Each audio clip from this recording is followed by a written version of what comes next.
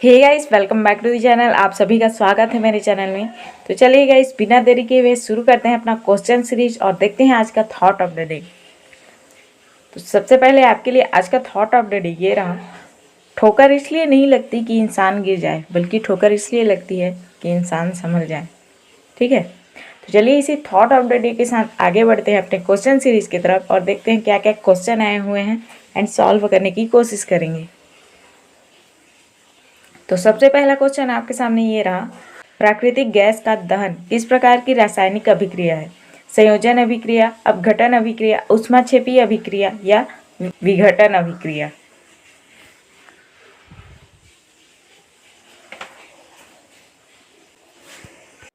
तो किस प्रकार की अभिक्रिया है प्राकृतिक गैस के दहन की अभिक्रिया?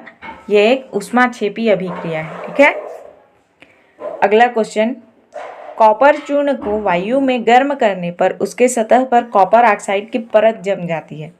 इस परत का रंग कैसा होता है? काला, श्वेत, पीला या भूरा? तो जब कॉपर चूर्ण को गर्म करते हैं वायु में तो उस पर कॉपर ऑक्साइड की परत चढ़ती है, तो उसका कलर कैसा रहता है? याद रखिएगा, उसका कलर रहता है काला। ठीक है, अगला क्वेश्चन है, साग सब्जियों का विघटित होकर कंपोस्ट बनना किसका उदाहरण है?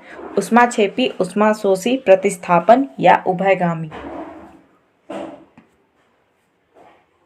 तो कौन सी अभिक्रिया है साग सब्जियों का विघटित होना? ये एक ऊष्माशोषी अभिक्रिया है। ठीक है, अगला क्वेश्चन है, निम्न में से कौन से विद्युत चालक हैं? कागज, अभ्रक, अम्ल या आसुत जल?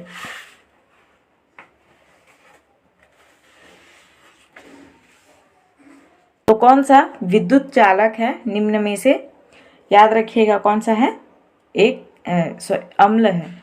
ठीक है, अगला क्वेश्चन है, ताप बढ़ाने पर चालक पदार्थों का वैद्युत प्रतिरोध होता है, घटता है, बढ़ता है, नष्ट होता है या अप्रभावित होता है?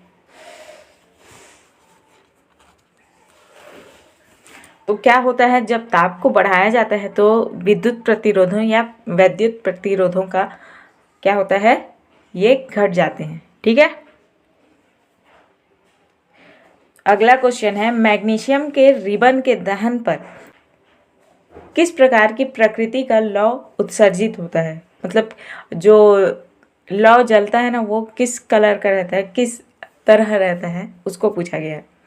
ऑप्शन है आपके पास, लाल और चमकदार, दूसरा नीला और चमकदार, तीसरा श्वेत और चमकदार या चौथा हरा और चमकदार?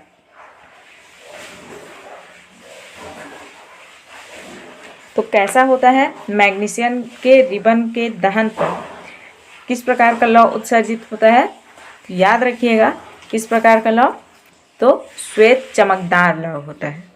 ठीक है, अगला क्वेश्चन है, शुष्क सेल में किस प्रकार का विलयन होता है? मैग्नीज ऑक्साइड, सल्फ्यूरिक अम्ल, अमोनियम क्लोराइड या सोडियम क्लोराइड?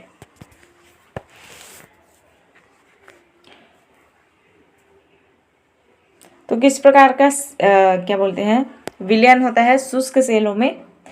तो वो विलयन होता है मैग्नीज ऑक्साइड का। ठीक है, अगला क्वेश्चन है, किसकी कमी से स्कर्वी रोग होता है? ये अभी CGPSC के में भी आया था, CGPSC प्री में। ठीक है, तो स्कर्वी रोग किसकी कमी से होता है? विटामिन C की कमी से। क्लियर, अगला क्वेश्चन है, ट्यूबलाइट के अंदर की दीवारों पर लेड चढ़ा होता है, किसका? सोडियम, कैल्शियम, फास्फोर या टंगस्टन? तो किसका लेप चढ़ा होता है ट्यूबलाइट के अंदर की दीवारों पर? तो वो है फास्फोर का। ठीक है, अगला क्वेश्चन, किस रक्त समूह का रक्त सर्वदाता होता है? O समूह, A समूह, B समूह या AB समूह?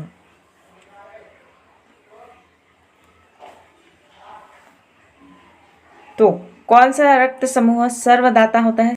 तो ये याद रखिएगा, ये वर्ड ओनली। ठीक है, सर्वदाता। तो सर्वदाता कौन है? ओ समूह का ब्लड ग्रुप सबसे मतलब सबको दे सकता है लेकिन ले नहीं सकता। और वही सर्वग्राही, ठीक है, अरे सर्वग्राही पूछा जाए, ठीक है। तो सर्वग्राही कौन है? ए बी समूह का रक्त, ठीक है। जो ए बी ब्लड ग्रुप वाले लोग होते हैं वो सर्वग्राही होते हैं, मतलब किसी का भी ले सकते हैं वो लोग, ठीक है। अगला क्वेश्चन है, प्रायद्वीप किसे कहते हैं? जो दोनों तरफ से पानी से घिरा हुआ हो क्षेत्र। दूसरा, जो तीनों तरफ से पानी से घिरा हुआ क्षेत्र हो। तीसरा, जो चारों तरफ से पानी से घिरा हुआ क्षेत्र हो। या चौथा, इनमें से कोई नहीं।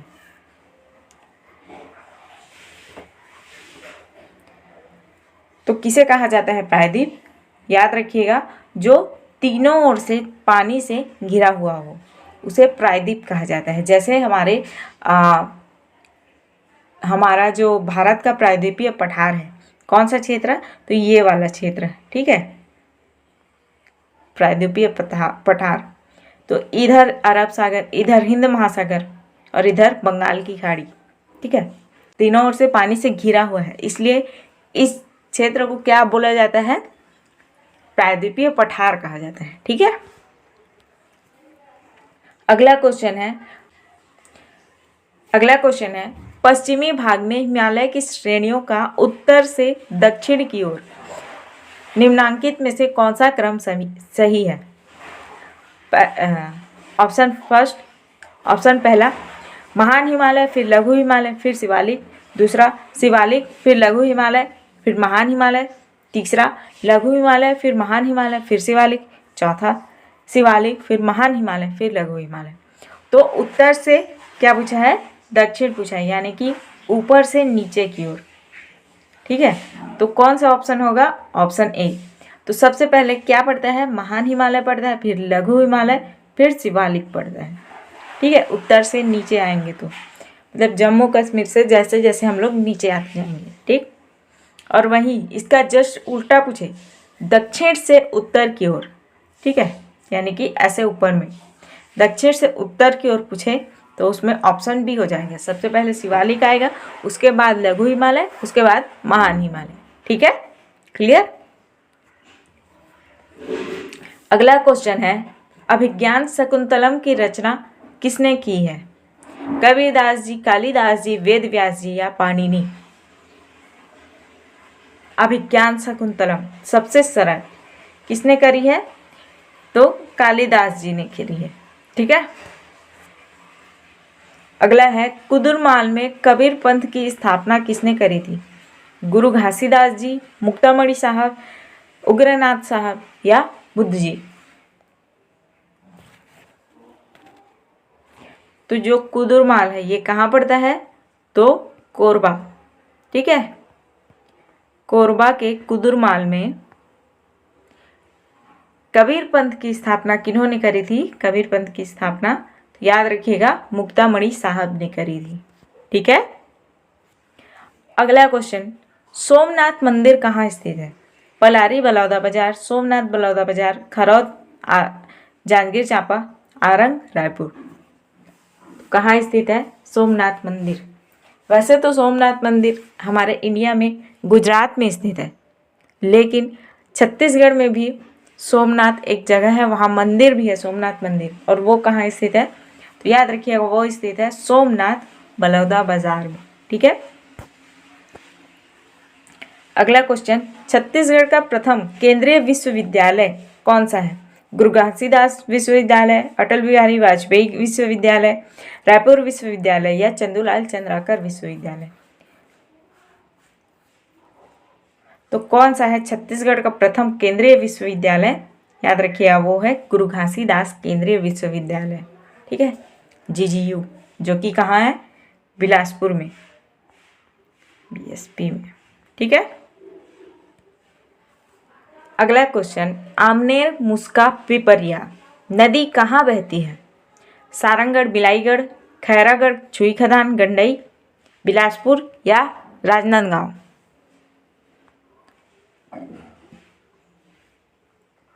तो जो आमनेर, मुस्का और पिपरिया नदी है ये कहाँ बहती हैं? ये बहती हैं खैरागढ़, छुई खदान, गंडई जिले में। पहले राजनांदगांव के अंतर्गत आता था, लेकिन अब आता है खैरागढ़, छुई खदान, गंडई जिले के अंदर। ठीक है। अगला क्वेश्चन, छत्तीसगढ़ का पहला रॉक गार्डन कहाँ स्थित है? रायगढ़, रामाराम, धमतरी या बीजापुर? वैसे रॉक गार्डन की बात करें तो देश का पहला रॉक गार्डन, देश का बोला है ना, छत्तीसगढ़ का नहीं, देश का बोल रही हूँ। देश का रॉक गार्डन कहाँ है? तो देश में है चंडीगढ़ में। ठीक है, चंडीगढ़। क्लियर। और छत्तीसगढ़ का पहला रॉक गार्डन कहाँ स्थित है? तो छत्तीसगढ़ का स्थित है रामाराम में। क्लियर। अगला क्वेश्चन है, कोसा उद्योग कहाँ प्रसिद्ध है? जांजगीर चांपा, रायगढ़, कोरबा या शक्ति?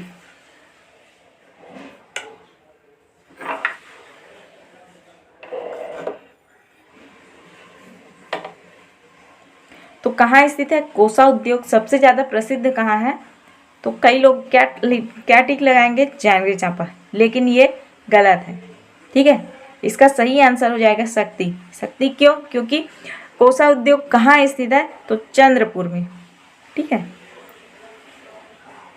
चंद्रपुर में स्थित है। और चंद्रपुर अब किसका पार्ट हो गया है? तो शक्ति जिले का, क्योंकि शक्ति जिला बन गया है। और इस शक्ति जिले के अंतर्गत क्या आता है? चंद्रपुर आता है। पहले जांजगीर चांपा आता था, क्योंकि जांजगीर चांपा जिला था और उस जिले के अंदर चंद्रपुर आता था। इसलिए जब कोसा उद्योग प्रसिद्ध कहाँ है पूछा जाता था तो ऑप्शन में रहता था तो जांजगीर चांपा लिया जाता था। लेकिन अब गलत हो जाएगा, क्योंकि अब शक्ति जिले के अंतर्गत आता है चंद्रपुर। ठीक है। अगला क्वेश्चन, निम्न में से कौन सा विद्युत का सबसे अच्छा चालक है? सोना, पीतल, चांदी या लकड़ी?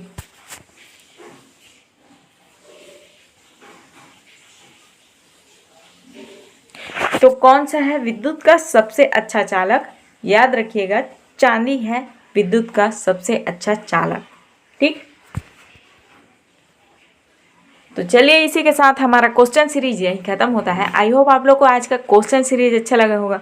अगर अच्छा लगा है तो प्लीज़ वीडियो को लाइक एंड चैनल को सब्सक्राइब कर दीजिएगा। मिलते हैं ऐसे ही नए नए क्वेश्चन सीरीज के साथ। तब तक के लिए जय हिंद, जय भारत, जय छत्तीसगढ़।